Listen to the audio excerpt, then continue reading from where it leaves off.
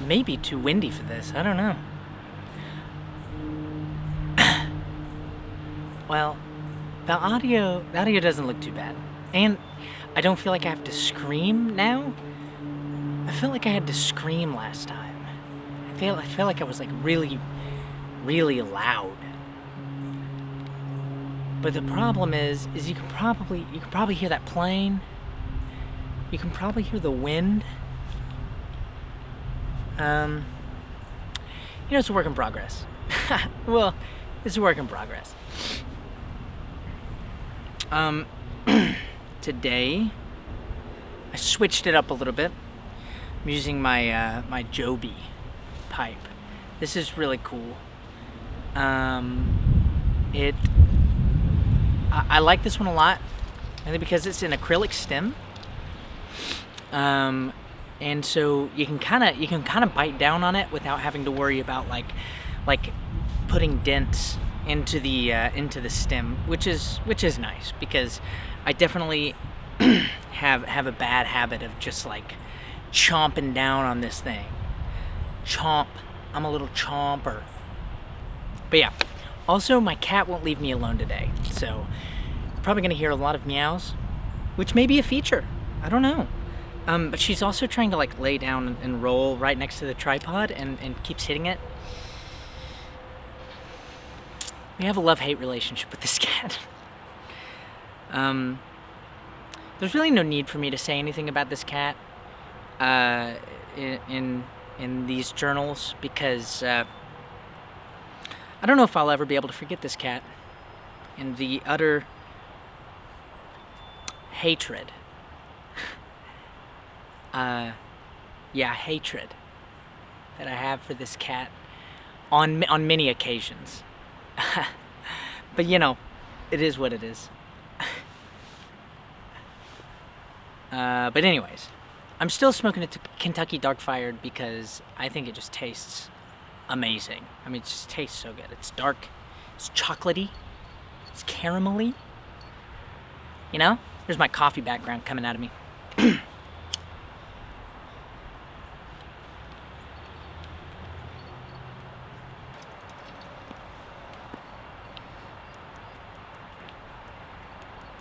It's also a pretty new bag, so it's a little wet, but that's okay. I like that. I mean, the taste of it whenever it's a little more moist is better.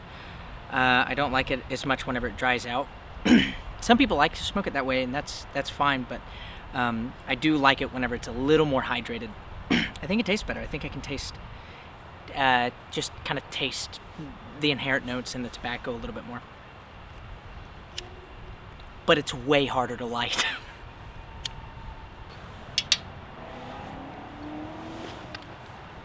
So I'm actually recording this one before my other one is posted.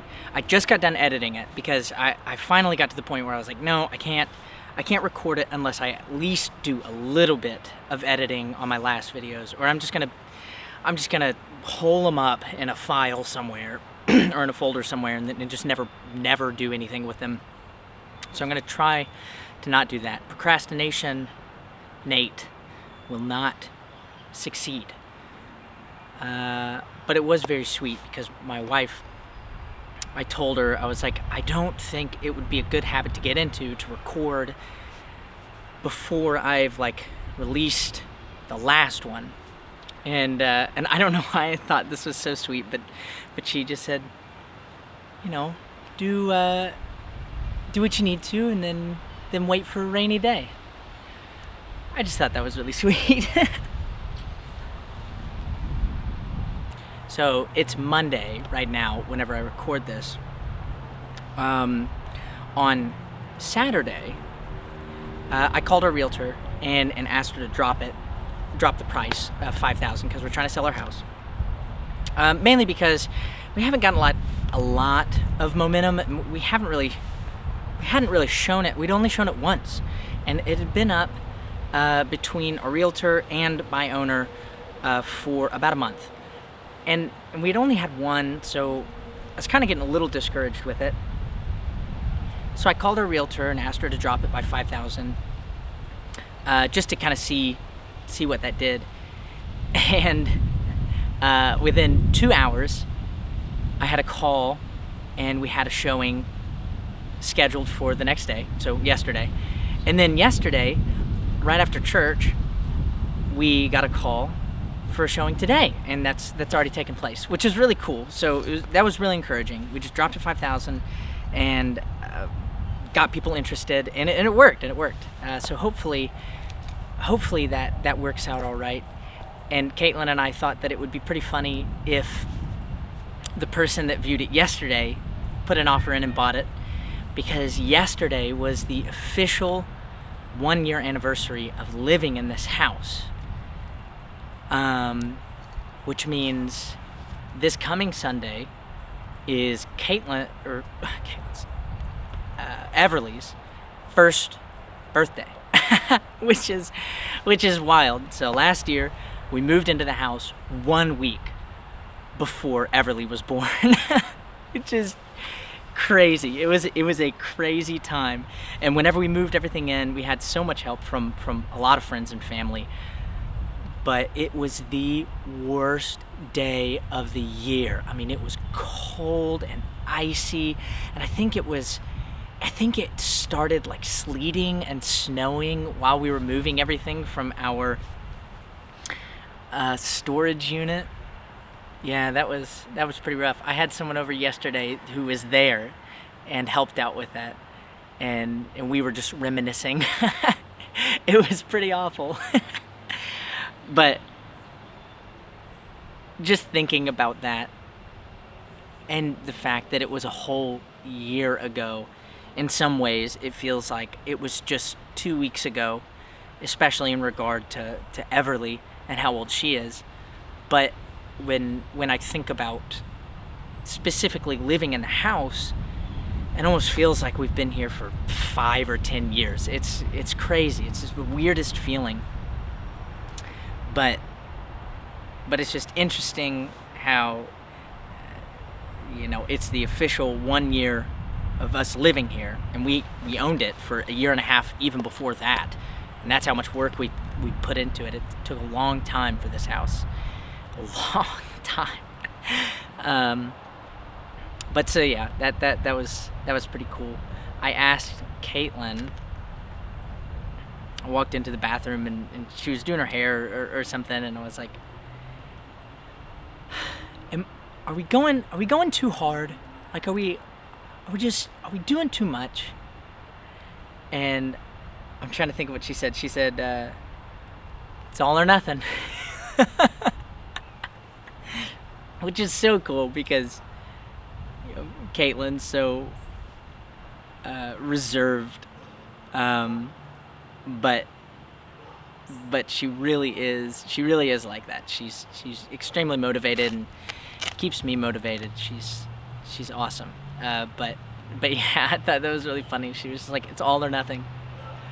On Saturday night, so we got the call that we had to. We got the call that we had a showing yesterday, and that was right before we had a couple of dinner plans. We had dinner plans. We had a birthday party that we had to visit before dinner plans, and so. And Caitlin's been making sourdough, and so she was trying to focus on that too, because she was making a thing of bread as well. So it was just a crazy day, from 3 p.m. all the way into our dinner plans on Saturday night. Us thinking of everything that we have to do for the showing, especially because we hadn't really deep cleaned the house in about a week, so Everly's toys were everywhere, and so we were like, all right, as soon as we get back from these dinner plans, Caitlin made herself a list and of things that we had to do, and so we were like, all right, as soon as we get back, we'll tackle one room, the kitchen or something, and then in the morning we'll do the rest of it. So we got back. Of course, it's late. Everly had been awake for way too long, so she really needed to sleep, and so it's kind of stressful. Tensions were high, and I go to the back, to our closet to get some cleaning supplies. And I reach up to grab the basket, and it's on top of this shelf that also has our hanging bars on it for our jackets. And so I grab the basket with all of our cleaning supplies in it. The entire shelf rips out of the wall, falls to the ground. And this is at 10 p.m. on Saturday. And I just I watched it fall almost in slow motion, and I just sat there, just kind of sat back, and I looked at it for about 15 seconds. And, oh man. And then I walked into the kitchen and I didn't say anything, and I just grabbed Caitlin's hand and just led her to the closet. And she came around the corner and saw it and just started laughing.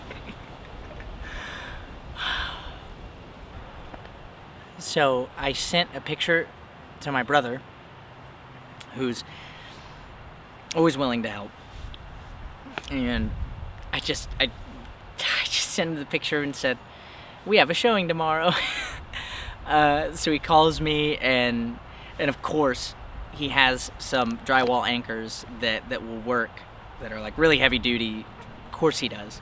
So I drive out there. He's incredibly courteous and allows me to drive out to his house at 10:30 at night and grab these drywall anchors. Gives them to me, and I come back and I fix everything, because I knew that if I were to just leave it for the morning, I would not be able to sleep at all. But I fixed it. So that felt good. That felt really good.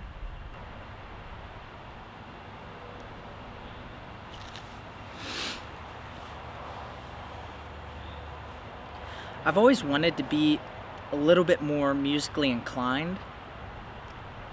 And I guess just as I've gotten older, it's been more and more difficult to stay focused on learning an instrument. We've had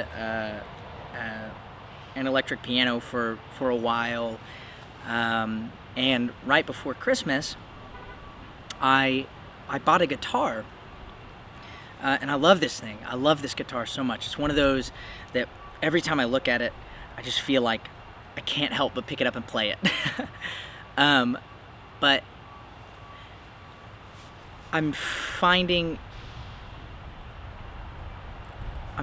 out the reason you really need an instructor and to actually go to someone to learn an instrument,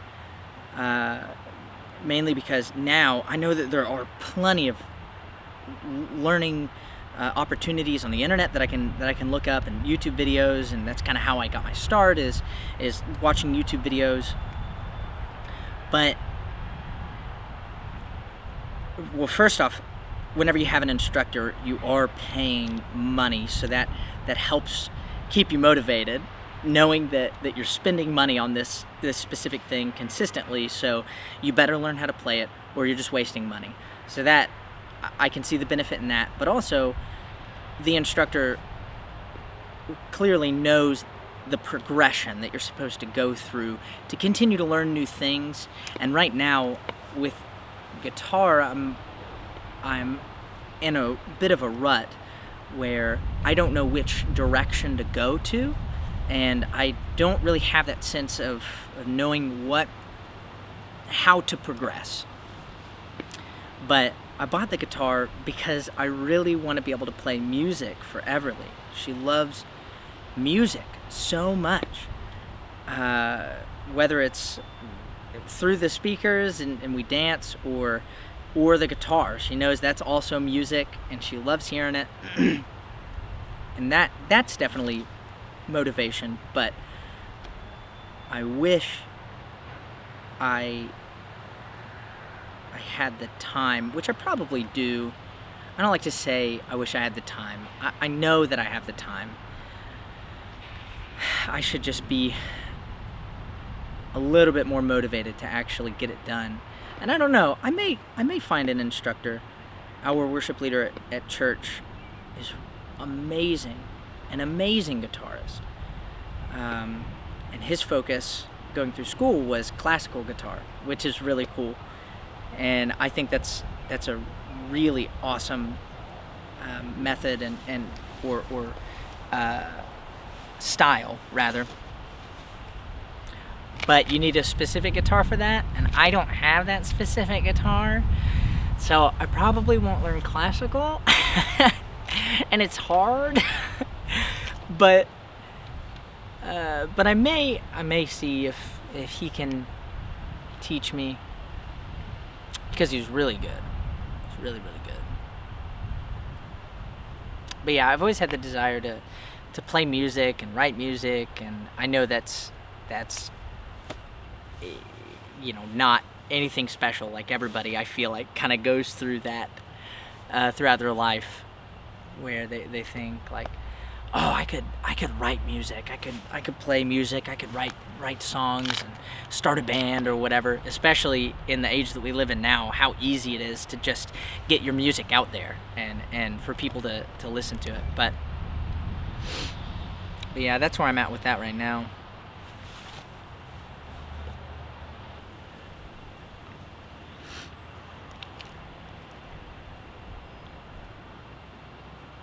Something that's been on my mind since we've had Everly is something that probably new families or families with brand new kids struggle with a lot, and that's finding that balance of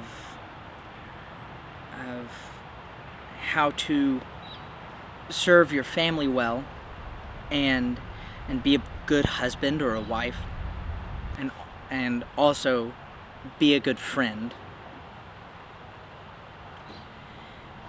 And I've struggled with it a lot, especially recently on the friend side of things. I feel like Everly's a year old now, so we kind of have this family thing a little bit more under control than it was before. We were learning a lot how to be good parents. And just like when we first got married, you know, you kind of, there's a sense in which you kind of have to back off of the friendships just a little bit to focus on this new thing that matters a lot. And definitely matters more, the family, but also, you know, friendships matter a great deal. And recently I've just been thinking that I really need to try to be better about having people over and being with friends, especially friends that we haven't seen in a while, that we used to hang out with a long time ago, you know, before Everly, and also recognizing that just because you have a baby doesn't mean that the baby has to stay in the house and all that stuff. So getting more comfortable with bringing Everly out as well, and bringing people into the house. It's a lot. It's definitely a lot, and it's an effort. It doesn't just happen organically, mostly. There's some organic moments that we invite people over or we hang out with people, and it just makes sense. But also, as I get older, I see the value in intentionality and really focusing on making things happen. You can't just let everything come to you.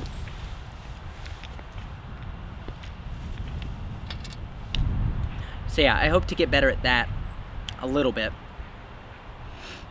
And I think I will, and I am getting better, and I'm not saying I'm just doing a bad job, but I definitely see the need now to start to be a little bit more intentional with friends and having people over again and whatnot. I see there's a family in our church that does it really well, and they have 3 kids, and one is brand spanking new, and they have people over at their house a lot, and they're always so inviting, and it's really encouraging, because before we saw that, Caitlin and I were always like, how on earth do they do it? But it just takes, I think it takes practice. It's just practice. The more you do it, the more comfortable you are with it, and so just intentionally making that happen is very important. But anyway, I think that's about it. That's all I got for today. I'm really excited about these showings that we've had. I hope something comes out of them. We have no idea where we're gonna move to next. Oh, there's a cardinal. Hey, bud. Anyway, yeah. Y'all have a wonderful day. And peace out.